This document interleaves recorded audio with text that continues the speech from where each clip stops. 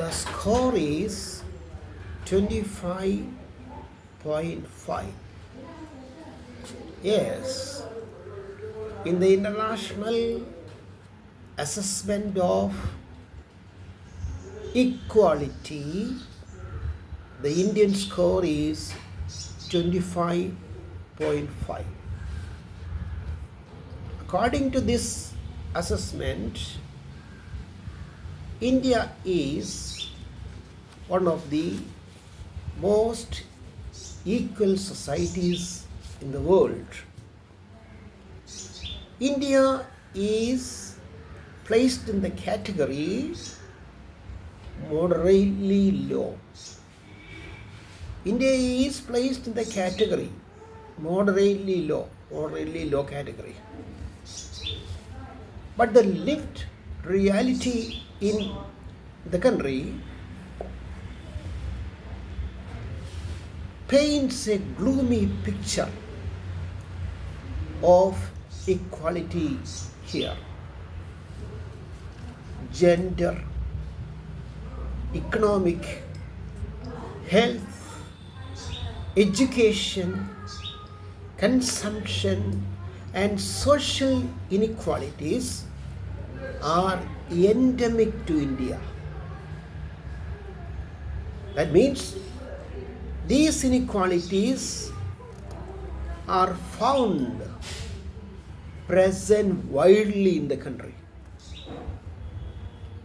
Again, digital inequality is a glaring one. So too is banking disparity, banking inequality. Wealth disparity is too stark. Of course, there is the emergence of a new class, the billionaire class. But remember, 6% of the total national income goes to this top 1% of the population. Large scale prevalence of informal employment and low income levels cannot be winged at. Lack of data is indicative of the inherent wealth disparity among the Indians. Without data or data, as the Americans say, how can you assess the extent of the disparity in the country? That's why I say flawed methodology is used in the assessment of inequality here in India. Flawed methodology has led to wrong conclusions. A good portion of our population depends on the informal sector for their livelihood, and they learn less than those employed in the formal sector.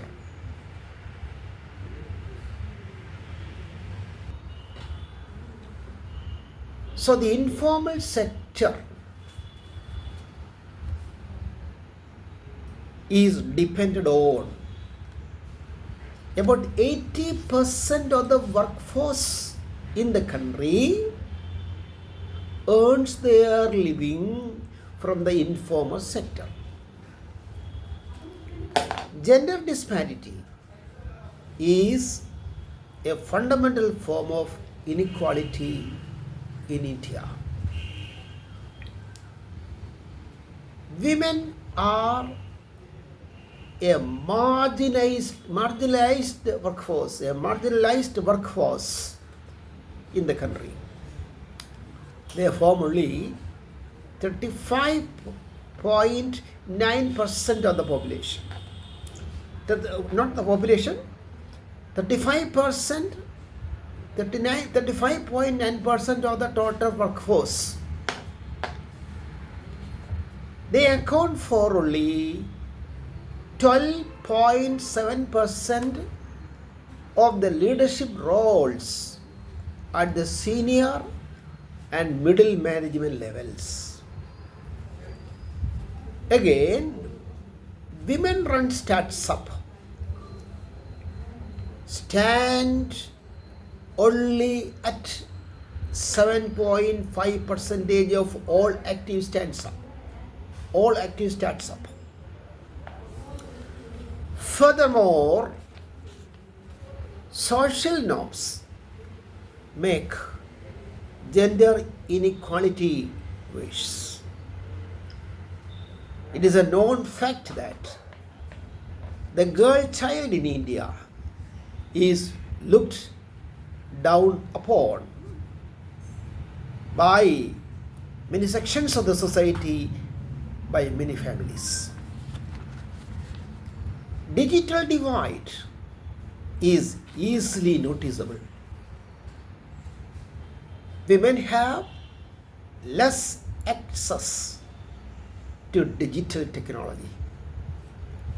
This leads to lack of opportunities for a certain demography.